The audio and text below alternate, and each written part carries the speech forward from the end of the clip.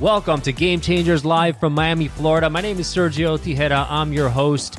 And each and every week, we bring you someone who has been a game changer in their field and who's touched the lives of thousands to get their perspective on their journey, their mindset, their struggles and successes so that we can inspire you on your journey. So let's get started right now.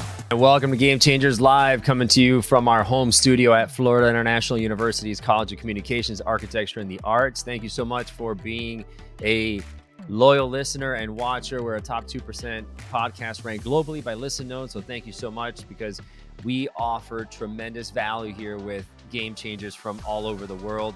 Today, my guest is Jay Baer, and he is a customer experience expert and speaker. There he is.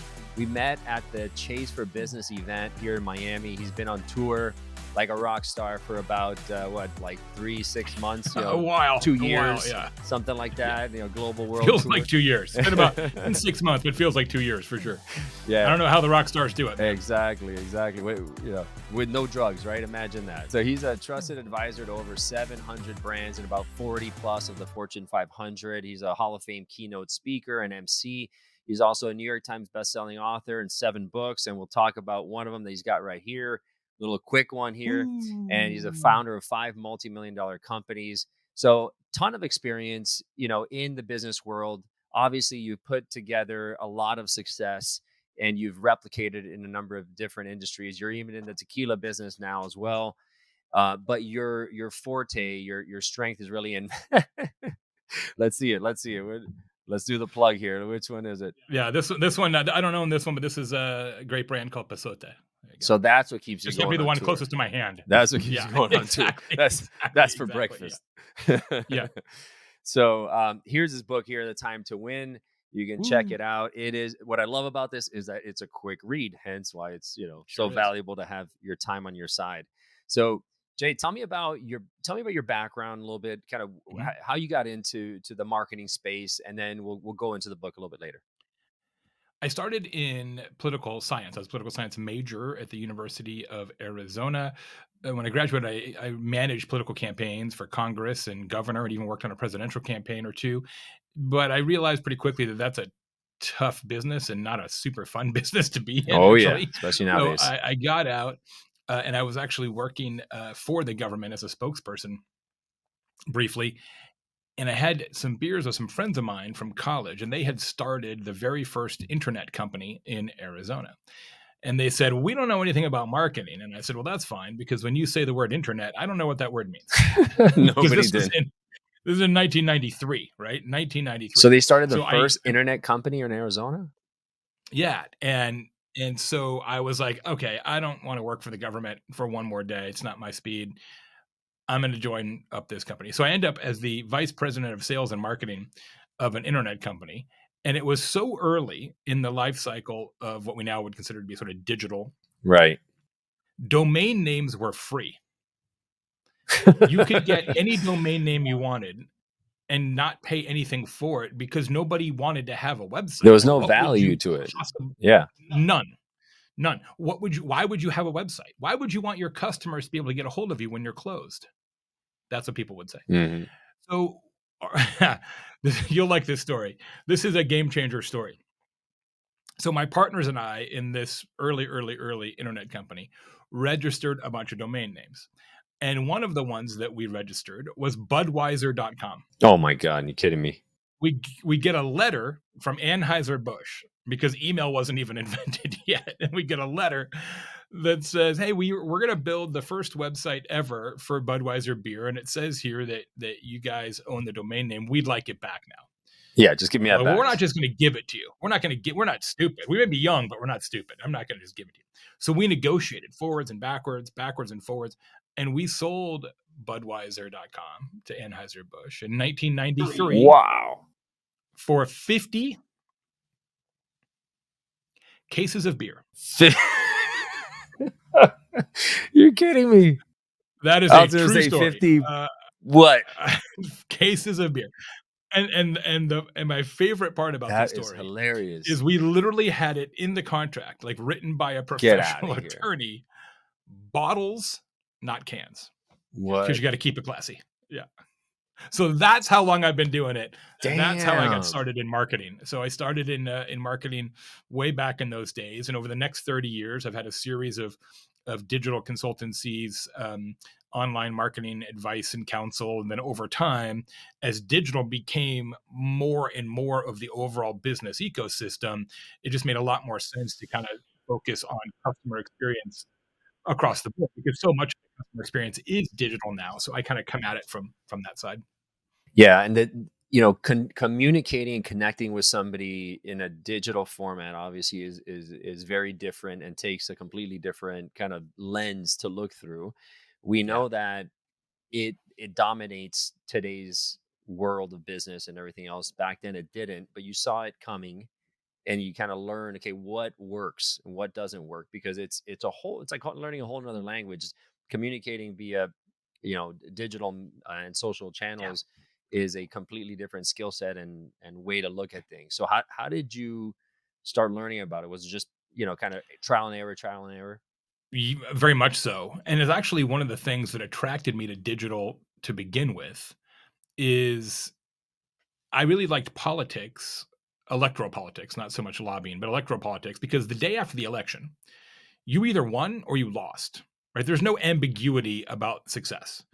And digital is the same way, right? You get a scoreboard. You know how many people clicked. You know how many people opened. You know how many people bought. You know how many people unsubscribed. Yeah. Like you've got a clarity of metrics that you don't really have as easily in offline marketing, right? So outdoor Hmm. or magazine or newspaper or radio or Yeah, anything else, it just billboards. yeah, the numbers are just a little fuzzy. Ambiguous. Yeah. Where online, yeah, online is like bang, bang, bang, bang, bang. And I'm a Libra, right? Like I like that kind of thing, right? So um, that's why for me, digital was a great place because you can just experiment. You can just try it. Be like, okay, what if we did this?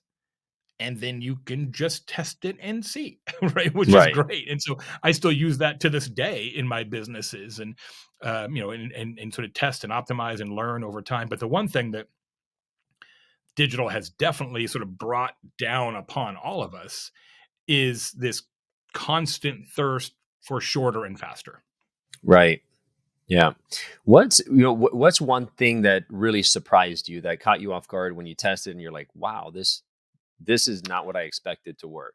Um, Categorically, I would say this is true, especially with regard to photography and imagery in digital ads.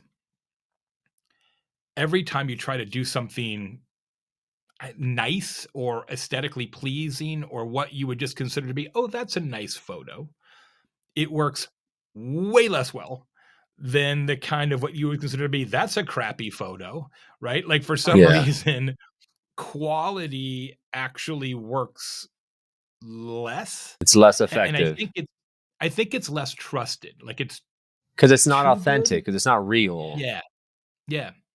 Yeah, and so every time and when you work with designers who don't have a lot of digital experience, you run into that a lot. They want it to be pixel perfect, and it's like, I know that that is your love language, but trust me, the nicer you make it, the less money we're gonna Right. make. So Right. it's a little bit of a paradox, actually.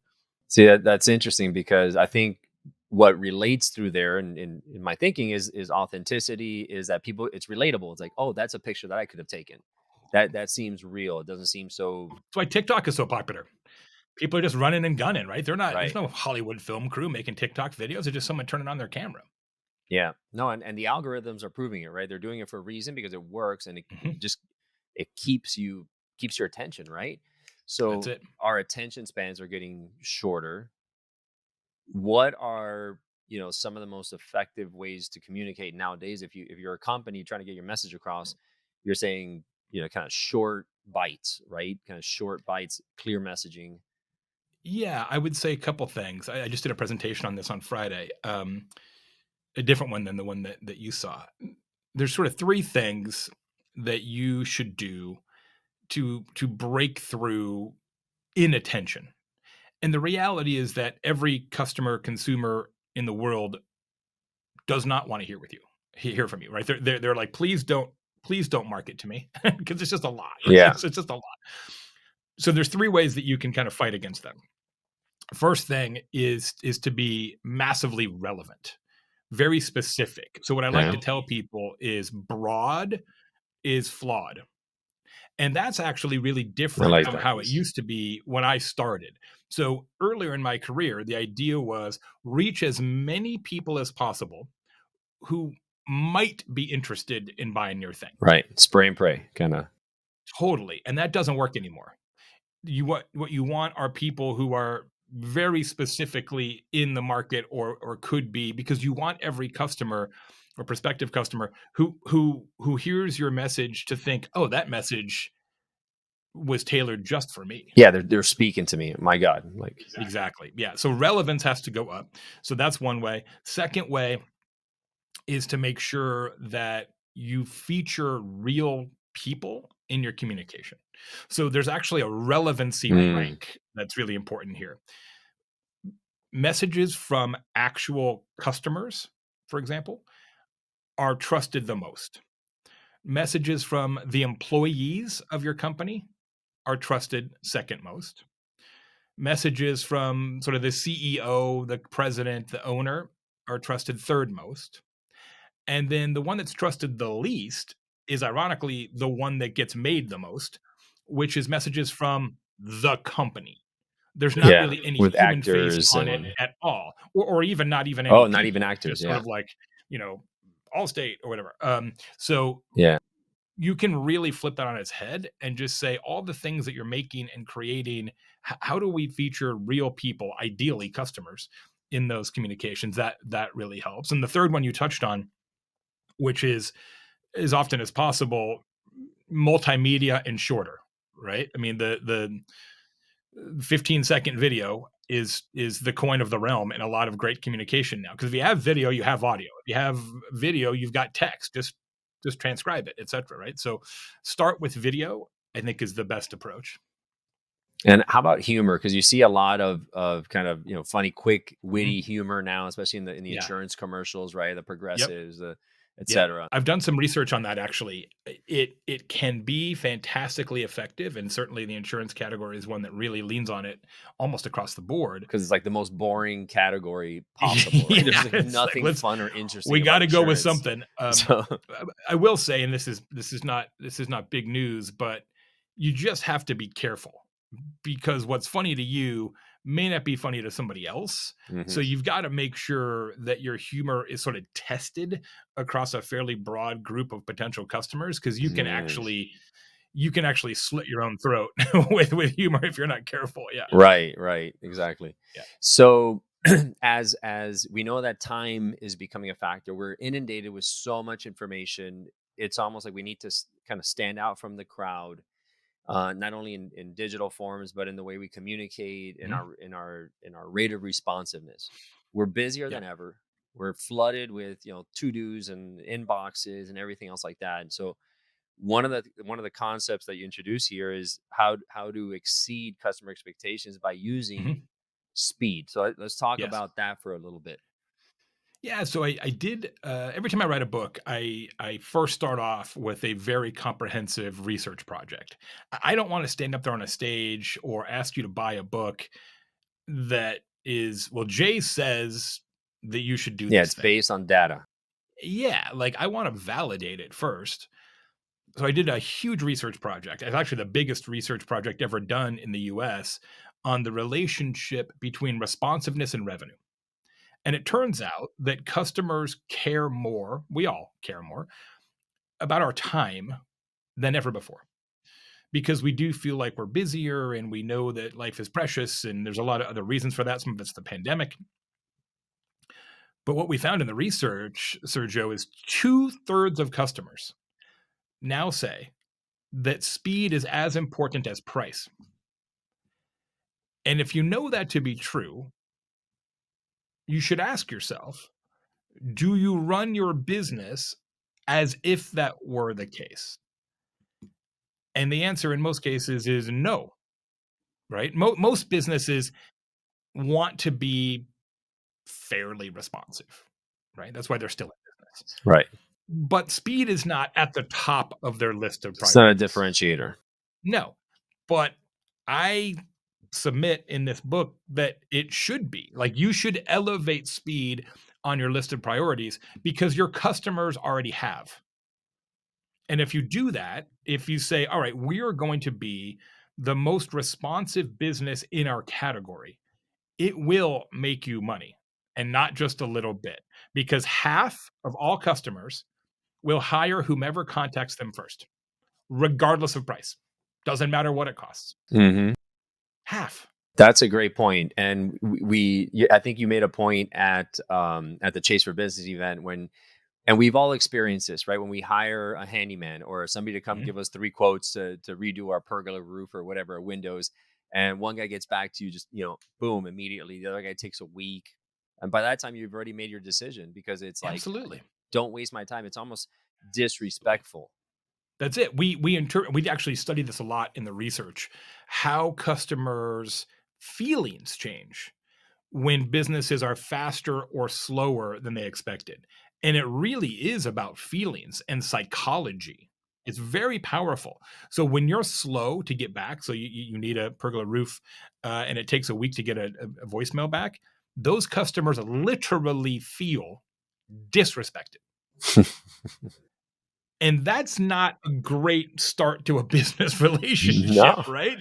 So we're in this weird place now, and this is the reason why this book is so important now.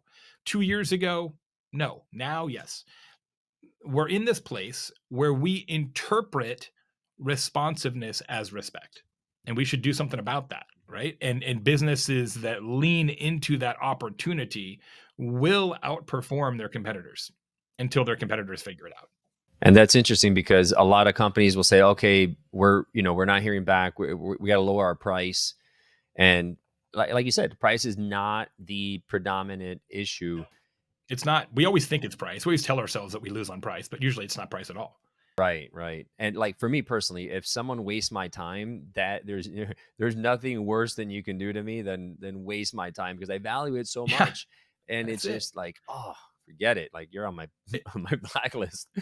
It's funny. I think we talked about this at the Chase event. Everybody has heard the saying, time is money. Everybody's heard that saying. But it's weird that it's been around for decades because it wasn't actually true. It is now. Now we care about our time so much that time literally is money. If you give your customers time, they will give you money. If you cost your customers time, it will cost you money. It's literally like a direct relationship, Yeah. right? So you got to look at your business and say, okay, how long does it take us to do all the things that we do, right? For to get a quote, to pay a bill, to do a delivery, like all the whatever your business is about. How long do those things take? And how can we be faster than customers expect? Right? The other saying that we've heard forever is you should always under promise and over Over deliver. deliver. And one place where you should really try to do that now is in responsiveness. See, and one of the points you make is that the one thing that we all have equally is the time, right? I think it's That's it. 1,440 minutes a day, That's it. right? And that's it. Now finding what is because there's not a set amount. There's not a book that says, okay, if you're in finance, then you need, 1.5 days or Yeah. 36 hours Right. is correct. You got to kind of figure that out on your own. For your own business. Yeah, on your business. One point that you made earlier that really stuck with me is that let's say it will take you 2 or 3 days to come up with an answer for them, a quote or whatever it is. But if you get back to them and say, hey, I got your email, I heard you, I'll be back to you in 2 days, it just kind of relieves the tension, on Mhm. behalf of the customer, the It worry, the buys you some more concern. time. Yeah, it buys you more time. And like you said, it probably buys you even more time than you originally had Absolutely. because at least Yep. people feel recognized, they feel heard. They said, okay, you got it. Okay, perfect. I'll wait. Yeah, we call that the principle of respond without answers. So today, oftentimes, if somebody has a question or needs something from you, if you don't have it at your fingertips, you go get it, right? You go look it up. You ask Julie in accounting. You check with Google. Whatever you need to do to conjure up the information necessary. You go do those things, and then you give the person a response, whether it's phone, email, whatever. Stop doing that. Don't do that anymore. Because the whole time that you're over here figuring it out, they're freaking out. Like, okay, is Sergio blowing me off? Like, yeah, what's the deal? Because they have no confirmation. They have no confirmation that it's being handled. Right. And so what you do is you say, Sergio, great question. So good, in fact, I got to look it up. I'm going to go do that, and then I'll get back to you. But the second I say I'm on it, Put it your mind takes at it ease. off of your to-do list. Totally. It comes off of your to-do list, and you're like, okay, that's going to get handled. And the psychology change there is really significant. So two good things occur. First, their perception of your responsiveness goes way up. And second, as you mentioned, it actually buys you more time to deliver whatever it is that you need to deliver, because they're like, oh, okay, he's working on it. They'll get back to me. Whereas if you just wait to respond, they're like, where is it? What's going on? Why is it taking so long? Did it go to spam? Is he blowing me off? Is he on vacation? Right? People, the story in our heads. Yeah, totally. It's crazy. Well, I mean, it happens when you're trying to date somebody, right? They don't return your call, and you're like, oh man, they must be with some other guy, or they don't want to talk to me.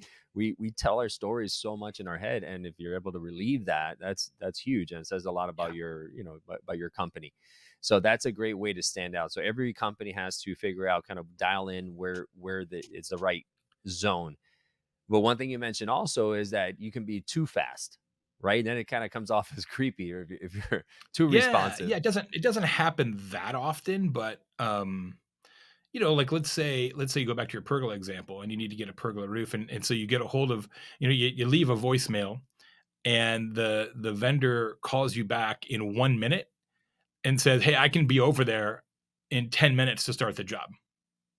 Yeah, you get suspicious. You're like, wait. You're like, come on. Well, okay, that seems, that's not busy enough. That's I'm a little like, is this the first time they've ever done this? That just feels they have no other jobs to do. They're just Yeah. waiting for me to call them, right? Yeah, so that's what happens. It's a weird psychology that when you're too fast, people are happy about that. Like, great. Well, I mean, I guess, yeah, you come back today, sure. I mean, they're happy, but they don't trust it.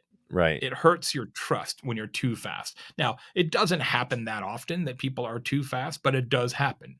As I mentioned, you don't want the fastest tattoo artist in Miami, right? That's not that's not what you're looking for, right?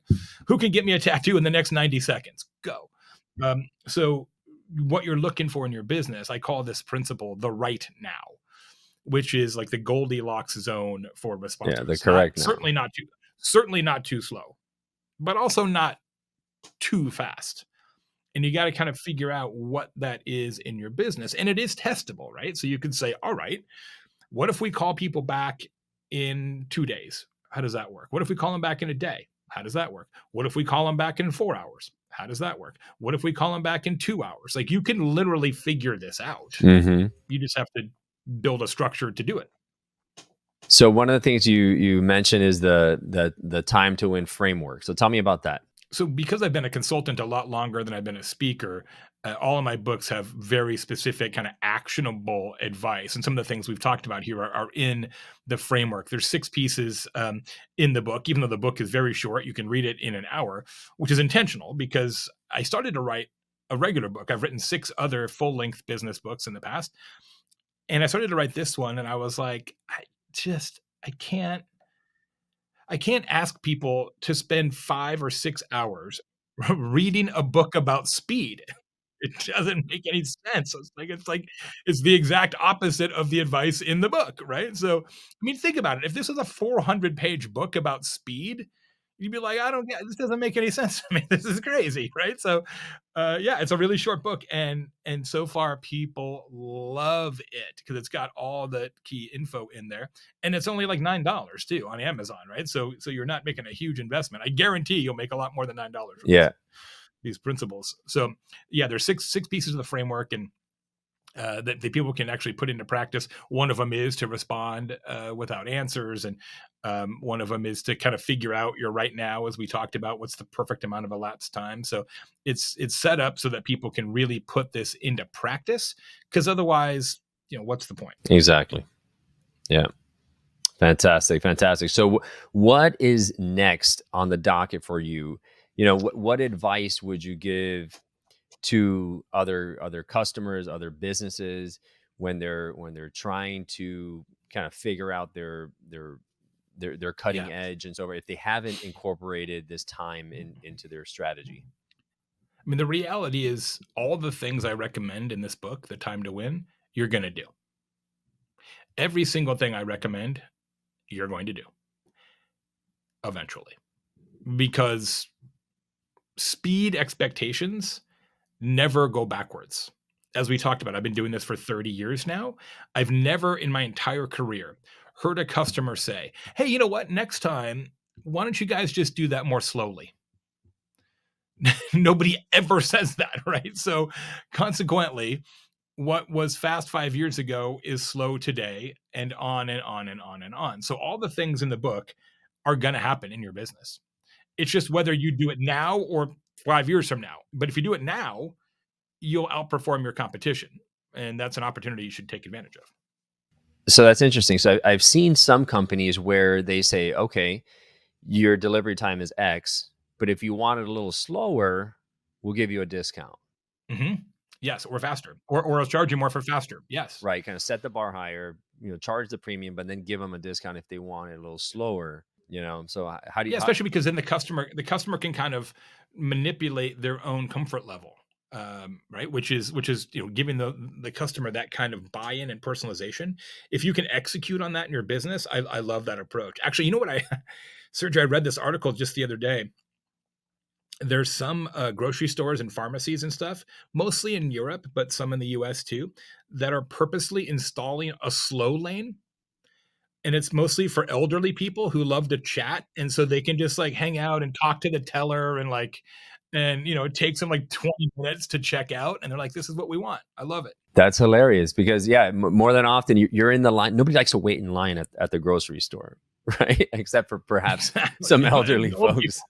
This is like a big night out for them. This is like, it's like going to a show. Well, so that reminds me, one other thing you mentioned that I thought was really interesting was that the difference in time expectations between Yeah, millennials yeah, and boomers, and right? yeah, Tell yeah. me about that. Yeah, we actually studied this quite a bit in the research because we're just curious to see if there was a generational gap in speed expectations, and there is. It's not massive, but it is definitely present. The most patient generation, so actually willing to give your business a little extra time to respond, is not even millennials, it's Gen Z, which Uh, is, Gen Z is 15 to 25, right? So, like, very young consumers, very young adults.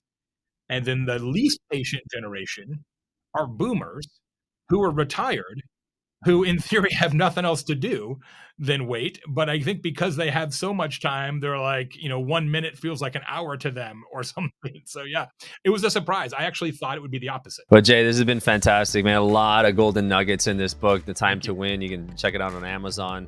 If you were around with Chase, he did that world tour, and I'm sure you'll see him on other stages as well. Yep. So, buddy, thanks for your time. Looking forward to hearing more about what you come up with in your research.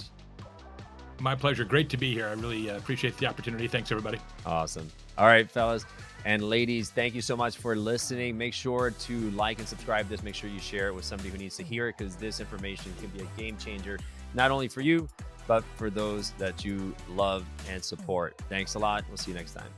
If you loved what you heard in today's episode of Game Changers, please subscribe and rate us. The lessons and the stories in these podcasts are immensely valuable, so I invite you to share them with a friend who needs to hear it. You may end up being the game changer in their lives.